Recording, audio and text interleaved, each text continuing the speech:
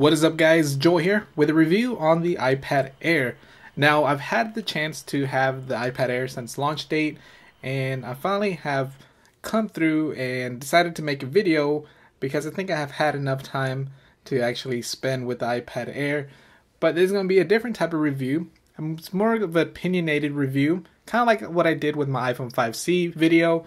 And if you didn't check out my iPhone 5C video review, links will be down below in the description, so go ahead and check that out whenever you're done watching this one.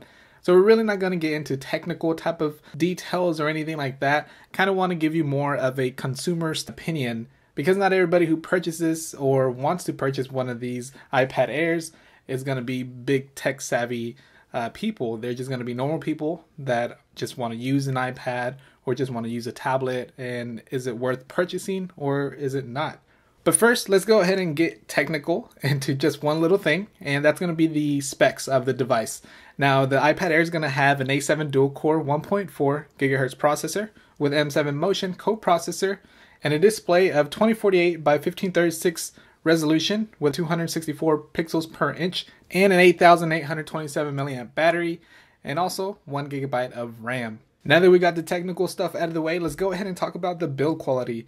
The iPad Air is made out of the aluminum finish like it always has, but you will see that it has a new design, sort of like the little brother of the iPad mini. Now that the iPad Air has this new design, it's way better to hold in the hand.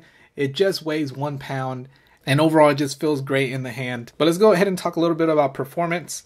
Now I did a Geekbench score. Geekbench scores, if you're not familiar with it, actually scores the processor along with the RAM and operating system all together, and the iPad Air scored at a single core score of 1478 and a multi-core score of 2691. Now if you recall, the iPhone 5s actually has the same processor, the same M7 Motion co-processor and all that good stuff, but the iPad Air runs at 100 MHz faster than the iPhone 5s, and of course the higher the score the better.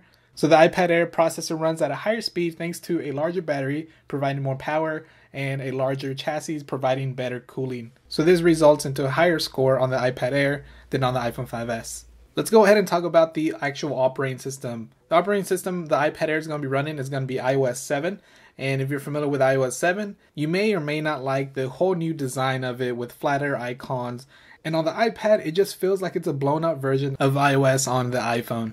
Apple hasn't really done too much on the operating system for iPad, and sometimes it just feels like it's a little buggy. But when you consider the actual applications that are available for the iPad, I don't think the actual blown up version and a few bugs that's with iOS on the iPad really matters. The iPad's going to have thousands of different applications that's actually designed for a tablet. So that's one thing I really love about the iPad Air, is that they have applications that are actually meant to run on the iPad and is not just a blown up version like we see on other tablets. Now as far as gameplay goes, this thing is a beast of a machine. It'll run any type of game that you throw at it without any type of lag or freeze ups or anything like that. I was actually playing the new Grand Theft Auto San Andreas on the iPad Air, as you see here. If you did purchase that, let me know by giving this video a thumbs up down below.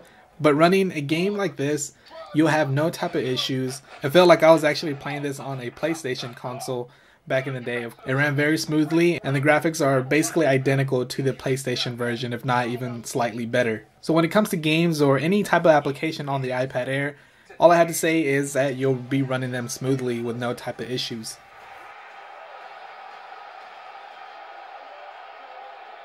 Now let's talk a little bit about the cameras. Now the iPad Air is going to have a 1.2 megapixel FaceTime HD camera, shoots in 720p HD video if you ever need to. It is very high quality when you're taking those FaceTime calls or just doing selfie pictures if you are into that. Now as far as the iSight camera on the back, it's going to be a 5 megapixel camera. Now I'm not that type of person that takes photos or video on iPad, because that just, honestly, it just looks ridiculous when you're out in public. But I will tell you, the iPad probably has one of the best cameras out of all the tablets I've owned or used. Now let's talk a little bit about the speakers. The speakers is one thing that I was kind of glad they changed up. The iPad Air now has dual stereo speakers at the bottom, which is a big change from all the previous iPads. But the thing is, when actually using it and holding it with two hands, sometimes you cover up those speakers.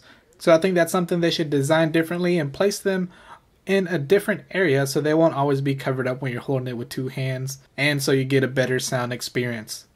Now, I know a lot of people are concerned about battery life. When it comes to the iPad Air, you really have no type of worries. I'm not a heavy user on the iPad Air, but when I did use it, I did put it to hours of either watching videos or movies or even gaming, and it just didn't want to die quickly. After about using it for about 2 hours, I would say it just dropped about 10%. And then at night, whenever I would put it to sleep, this thing has beastly standby time. You can put it to sleep overnight and then wake up with the same battery percentage you went to sleep with. So as far as battery life goes, there's no type of concern. You'll get awesome battery life with the iPad Air, and it's lasted me about a whole week before I needed to charge it once again. But now let's go ahead and talk about pricing. I think the pricing is one of the bad things about the iPads and every generation in the past. The iPad Air can be picked up in space gray or silver, and it starts at $499 for a 16GB model, and a 32GB model for $599, 64GB for $699, and 128GB for $799. Now, if you want to slap on some cellular on there so you can use it on the go wherever you go, then you will pay an additional $129 on top of whatever model you want to get. But when it comes to the iPad Air, I see it as you get what you pay for because the durability and the quality and everything like that on the iPad is excellent. You get a tablet that has terrific battery life. You get awesome performance on there. It's very, very thin now with the whole new design, which I'm a big fan of. And you get that massive app selection for your iPad. So I think that is the final verdict, in my opinion, of the iPad Air. Let me know what you think in the comment section below. But as always, go ahead and hit that like button if you did like this video. Not only helps me, but it supports the channel as well. And if you still haven't followed me on any of my social networks like Facebook, Twitter, Google+, or Instagram, all the links will be down below in the description. And if you feel like being awesome, go ahead and hit that subscribe button so you'll be notified when I come out with all of my future videos. But other than that, guys, that's going to be it for this video. Hope you guys enjoyed it and appreciate you all for watching. I'll catch you all on the next one. Alright?